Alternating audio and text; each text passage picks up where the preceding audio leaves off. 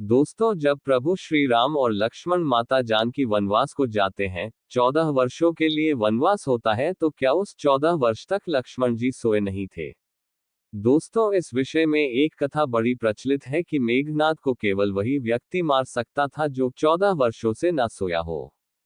कुछ लोग इसे एक कदम और आगे बढ़ा देते हैं और कहते हैं कि न सिर्फ 14 वर्षों तक सोया ना हो, बल्कि 14 वर्षों से भोजन भी ना किया हो।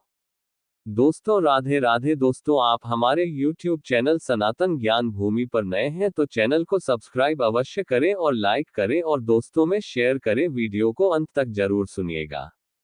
दोस्तों, ये तो सभी लोग जानते हैं कि मेघनाद को लक्ष्मण जी ने मारा था, इसीलिए ये कथा चल पड़ी कि लक्ष्मण जी वनवास के 14 वर्षों में सोए नहीं थे।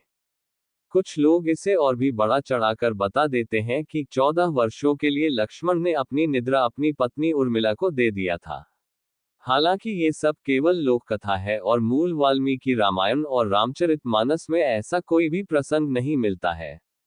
दोस्तों, जब हम लोग मूल वाल्मीकि रामायण पढ़ेंगे तो आपको लक्ष्मण जी के सोने जागने का कोई विशेष वर्णन नहीं मिलेगा। पर एक जगह महर्षि वाल्मीकि ने श्रीराम द्वारा लक्ष्मण जी को जगाने के बारे में कहा है, जिससे ये सिद्ध होता है कि लक्ष्मण जी भी श्रीराम और माता सीता की भांति वनवास के काल में सामान्य रूप से सोते थे।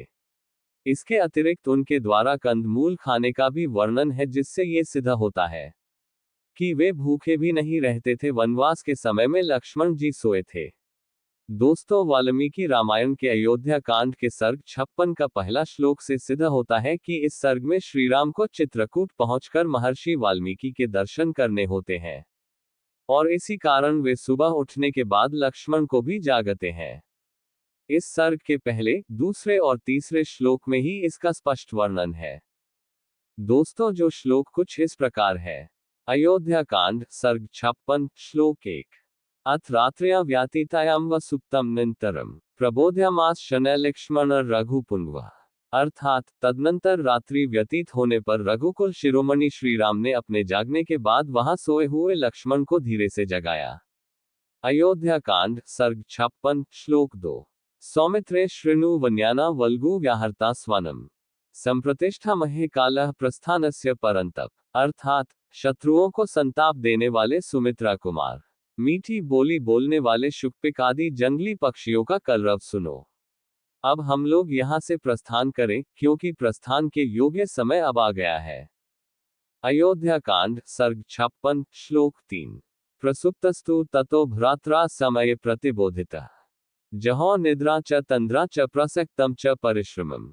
अर्थात सोए हुए लक्ष्मण ने अपने बड़े भाई द्वारा ठीक समय पर जगा दिए जाने पर निद्रा, आलस्य तथा राह चलने की थकावट को दूर कर दिया। दोस्तों, हम लोगों को ये समझना चाहिए कि लक्ष्मण निस्संदेह एक आदर्श भाई थे, किंतु इसे सिद्ध करने के लिए उनका 14 वर्षों तक ना सोना या भूखा रहना आवश्यक नहीं। हाँ, ये अवश्य है कि लक्ष्मण जी ने अपने भाई और भाभी की सेवा में सभी पराकाष्ठाओं को पार कर दिया था। अपने भाई और भाभी की रक्षा के लिए रात्रि में जागने के कई वर्णन रामायण और मानस दोनों में है। साथ ही उनके द्वारा विशेष रूप से विश्राम करने का वर्णन न तो रामायण में है और न ही मानस में। किंतु ये जो भ्रांति है कि वो 14 वर्षों तक के तनिक भी नहीं सोए, ये गलत है। दोस्तों, ये कुछ लोक कथाएं हैं और जब हम इसके बारे में वर्णन करते हैं तो ये हमारा दायित्व बनता है कि हम इसके विषय में ये स्पष्ट रूप से बताएं कि ये एक लोक कथा है, ना कि रामायण का भाग, ताकि भविष्य में लोग इसी को सच ना मानने लगे। दोस्तों, हमने भी आप लोगों को सच्चाई बताई है, कोई भ्रम फैलाने का कार्य नहीं किया है। जो हमारे पुराणों में वर्णित है उसी के आधार पर यह वीडियो बनाया गया है। दोस्तों, ये जानकारी आपको अच्छी लगी हो तो कृपया वीडियो को लाइक करें, चैनल को सब्सक्राइब करें और कमेंट में जय श्री राम अवश्य लिखें। दोस्तों, धन्यवाद।